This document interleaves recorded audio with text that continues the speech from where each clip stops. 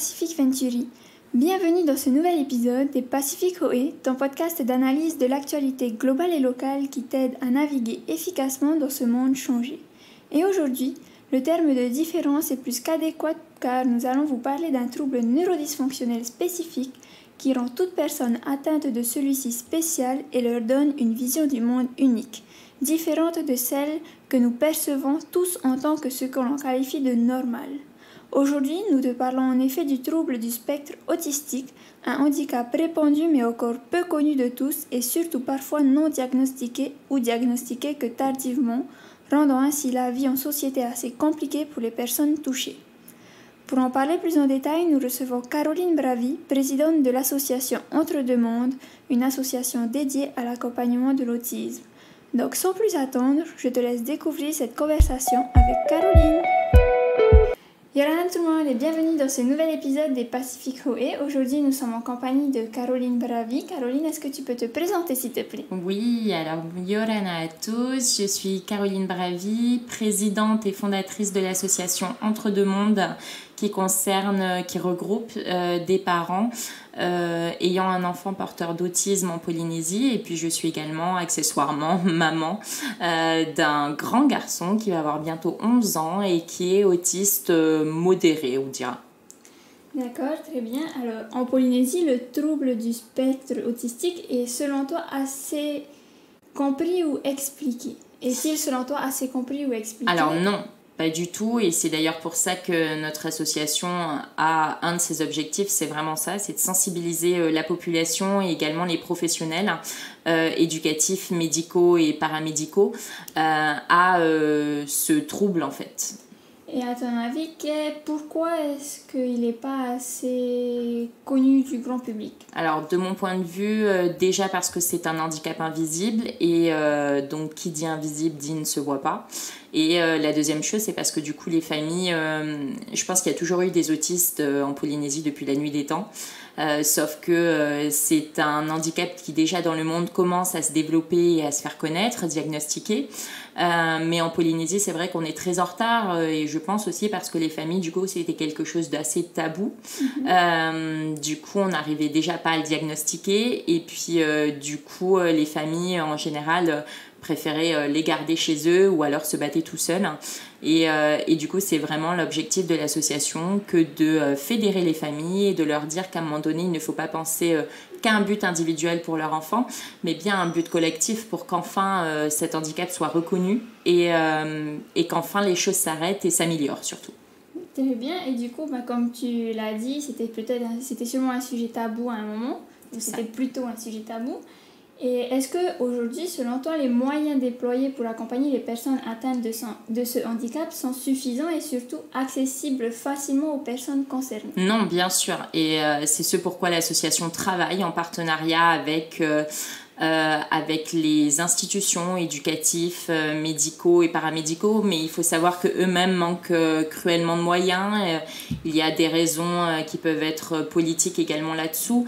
Et puis, de manière générale, je dirais que la problématique vient d'une question de personne aussi. Et ça, c'est la grande problématique de notre société, hein, pas que pour le handicap en général, mais ça dépend de la personne qu'on va avoir en face de soi, si elle est empathique ou non. Peu importe le secteur, que ça soit éducatif, médical ou paramédical, et si la personne est bienveillante et a envie d'inclure dans la société ces personnes porteurs d'autisme, et c'est sur quoi nous travaillons justement. Alors pour ce qui est des moyens existants, je suppose qu'en Polynésie, ils sont bien plus présents sur l'île principale qui est Tahiti que les autres îles. Est-ce que tu penses que les moyens financiers par rapport aux familles pourraient être une raison qui permet de ne pas optimiser le suivi de ces personnes handicapées?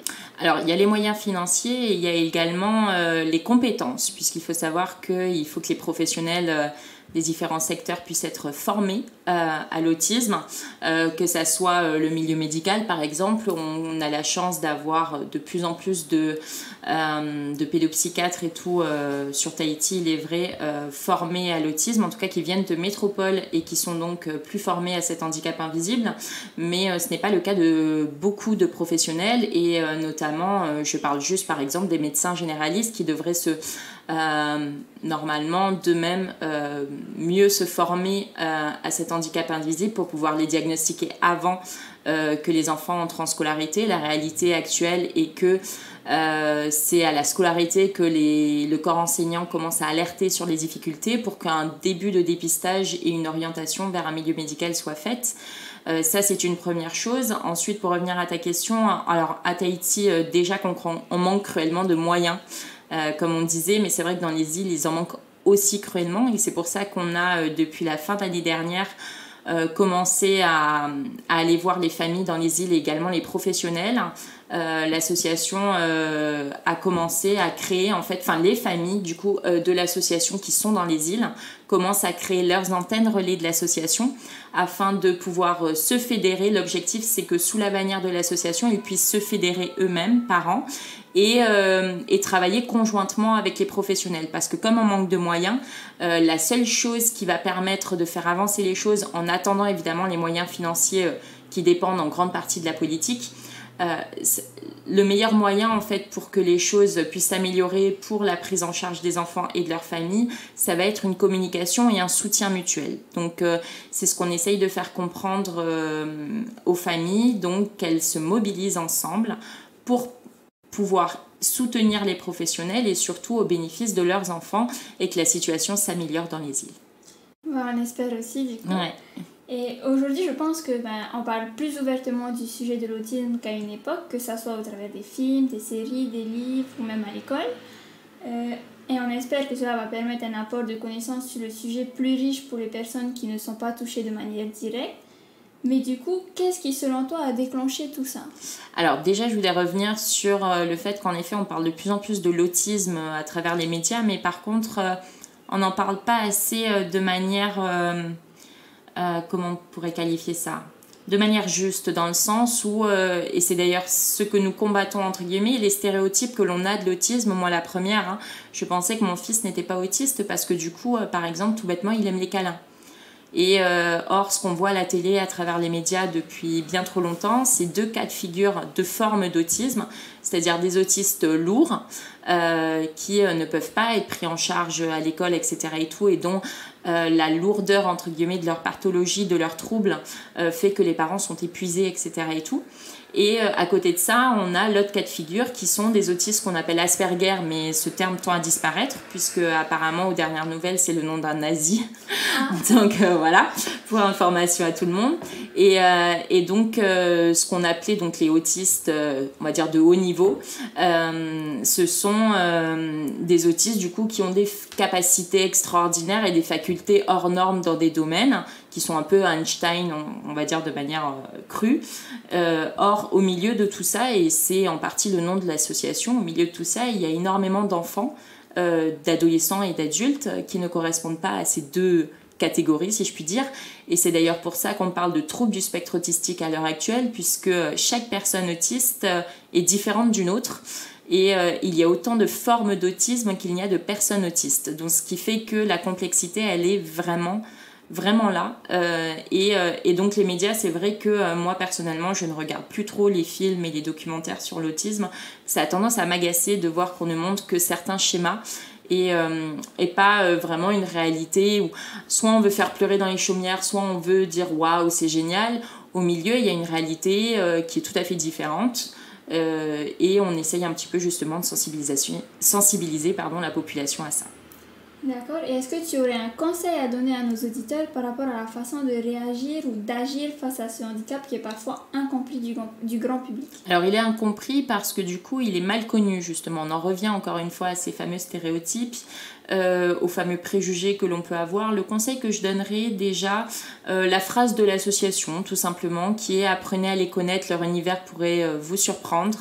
Essayez de dialoguer peut-être avec les parents. Alors, d'une bonne manière, il faut faire attention. Vous avez des parents qui sont sur la défensive parce que leurs enfants ont forcément des réactions qui peuvent prêter à ce qu'ils soient un peu sauvages, on va dire, les parents. Donc moi, j'invite vraiment toute personne à essayer un petit peu de faire fi des préjugés ou des jugements qu'on peut avoir. Moi, la première, je vois par exemple, je donne l'exemple, un enfant qui fait une crise dans un magasin. On a tendance à dire le parent l'éduque mal, etc. et tout. des fois, il faut avoir le second réflexe de se dire peut-être que c'est un handicap invisible, peut-être que c'est quelque chose qu'on ne voit pas forcément de l'autisme, mais un handicap qu'on ne voit pas. Et donc, essayer d'être plus indulgent, plus compréhensif et peut-être de discuter avec les parents de manière bienveillante. Eux vont pouvoir peut-être vous expliquer certaines particularités. Et puis, à tous les professionnels et même à toutes les personnes, ça reste des personnes différentes. Alors oui, elles ont un handicap. L'handicap, ce n'est qu'une différence. On a trop tendance à voir le mot handicap comme une connotation négative des choses, alors qu'en fait, ce n'est qu'une différence. Et ils ont beaucoup à apporter sur le regard que l'on peut avoir, qui est différent. Je pourrais t'en parler des heures avec plein d'exemples, mais c'est vrai qu'ils créent l'empathie. Donc apprenez à les connaître, que ce soit eux ou même d'autres handicaps. Apprenez à connaître ces personnes, apprenez à découvrir leur univers qui est différent du nôtre, mais qui n'en reste pas moins aussi fascinant. Merci Caroline. Merci. Donc, comme nous l'aura conseillé notre invité de la semaine, il nous faut parfois prendre du recul par rapport aux préjugés que l'on a et apprendre à connaître l'univers de ceux qui nous paraissent différents. Car comme le dit si bien le dicton, il ne faut pas juger un livre à sa couverture. Si cet épisode t'a plu, n'hésite pas à le partager avec ton entourage et à le noter ou le commenter sur ta plateforme de podcast préférée. Et si tu veux en savoir plus sur le sujet de l'autisme, n'hésite pas à aller voir la newsletter Tehoe sur ce thème. Tu peux la retrouver sur notre site internet pacificventuri.com et tu peux également t'y inscrire pour ne jamais manquer un numéro. Je te retrouverai donc la semaine prochaine pour un nouvel épisode, un nouveau thème. Prends bien soin de toi, Nana.